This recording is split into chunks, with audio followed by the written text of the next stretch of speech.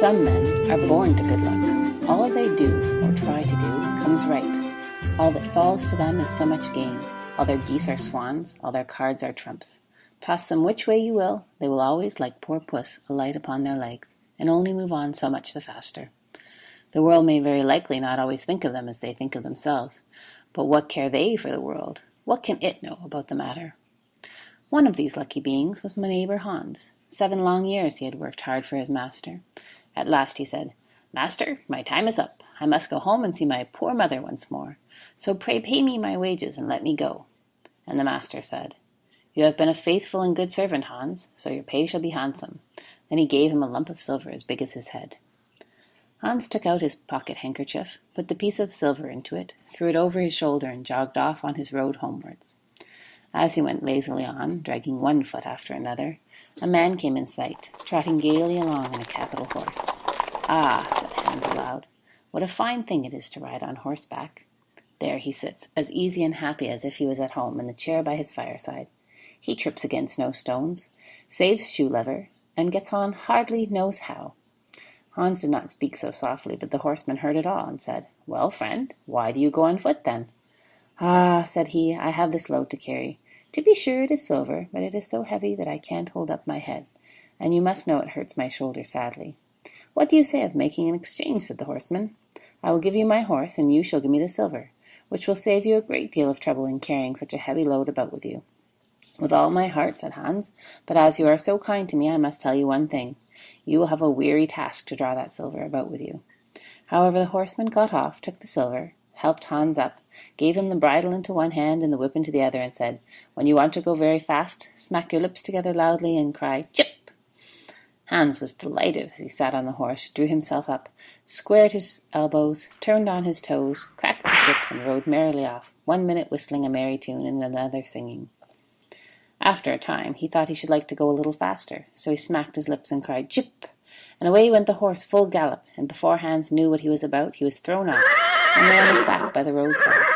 His horse would have ran off if a shepherd who was coming by driving a cow had not stopped it. Hans soon came to himself and got upon his legs again, sadly vexed, and said to the shepherd, "This riding is no joke.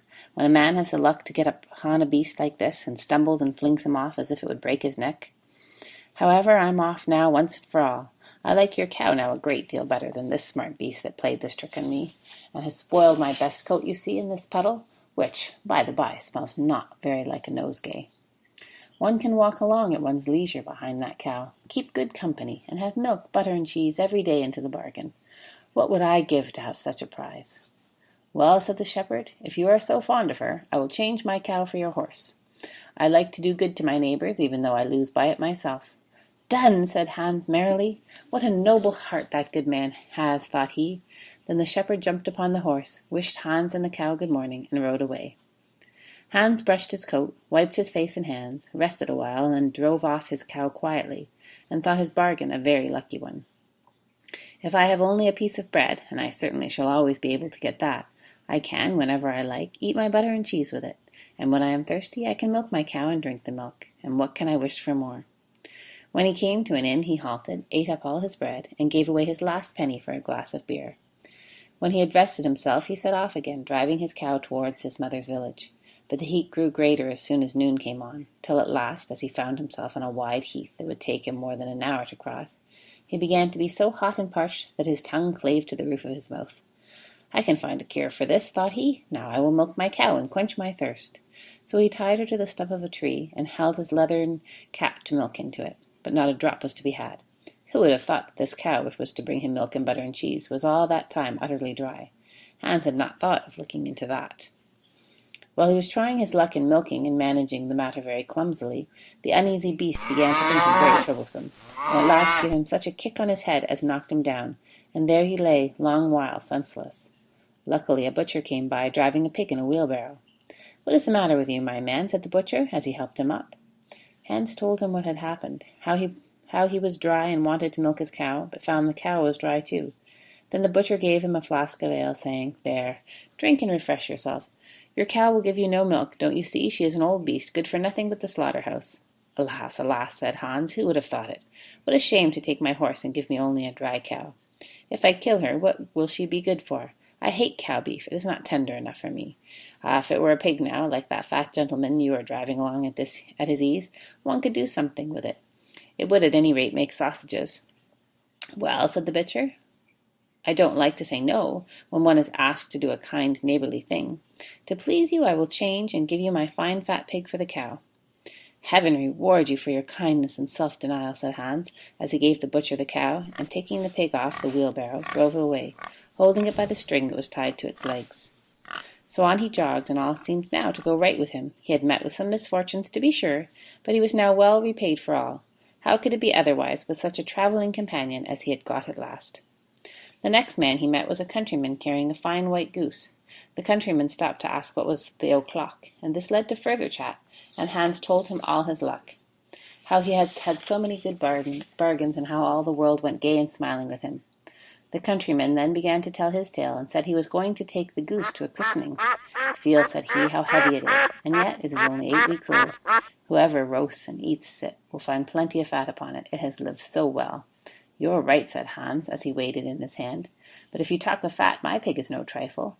Meantime the countryman began to look grave and shook his head. "Harkee," said he, "my worthy friend, you seem a good sort of fellow, so I can't help doing you a kind turn. Your pig may get you into a scrape. In the village I just came from, the squire has had a pig stolen out of his sty.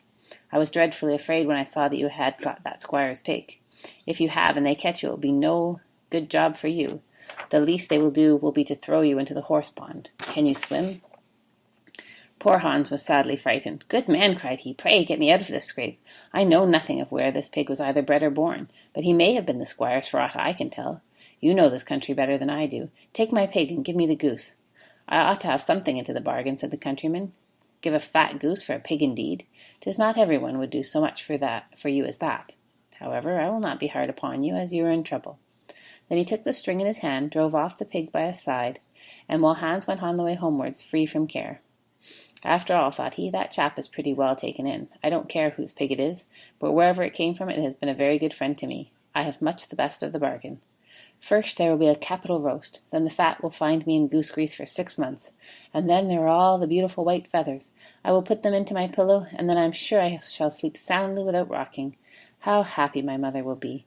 Talk of a pig indeed! Give me a fine fat goose." As he came to the next village, he saw a scissor grinder with his wheel, working and singing. Hans stood looking on for a while, and said at last, "You must be well off, Master Grinder. You seem so happy at your work." "Yes," said the other, "mine is a golden trade.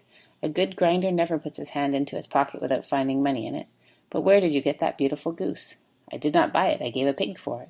"And where did you get the pig?" "I gave a cow for it." "And the cow?" "I gave a horse for it." "And the horse?" "I gave a lump of silver as big as my head for it." "And the silver?" "Oh, I worked hard for that 7 long years." "You have thriven well into the world hitherto," said the grinder. "Now if you could find money in your pocket whenever you put your hand into it, your fortune would be well made." "Very true, but how is that to be managed?" "How?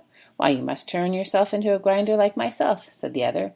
"You only want a grindstone, the rest will come to itself. Here is one that is a little the worse for wear. I would not ask more than the value of your goose for it. Will you buy it?" "How can you ask?" said Hans. "I should be the happiest man in the world if I could have money whenever I put my hand into my pocket. What could I want more? There's the goose." "Now," said the grinder, as he gave him the common rough stone that lay by his side, "this is a most capital stone. Do but work it well enough, and you can make an old nail cut with it." Hans took the stone and went his way with a light heart, his eyes sparkling for joy, and he said to himself, "Surely I must have been poor in a lucky hour. Everything I could want or wish for comes of itself. People are so kind. They seem really to think I do them a favor in letting them make me rich and giving me good bargains." Meantime he began to be tired, and hungry too, for he had given away his last penny in his joy at getting the cow. At last he could go no farther, for the stone tired him sadly, and he dragged himself to the side of the river, that he might take a drink of water and rest a while. So he laid the stone carefully by his side on the bank, but as he stooped down to drink, he forgot it, pushed a little, and down it rolled, plump into the sea. For a while he watched it sink in the deep, clear water. Then he sprang up and danced for joy, again fell upon his knees and thanked heaven, with tears in his eyes, for its kindness in taking away his only plague, that heavy, ugly stone. "How happy I am!" cried he.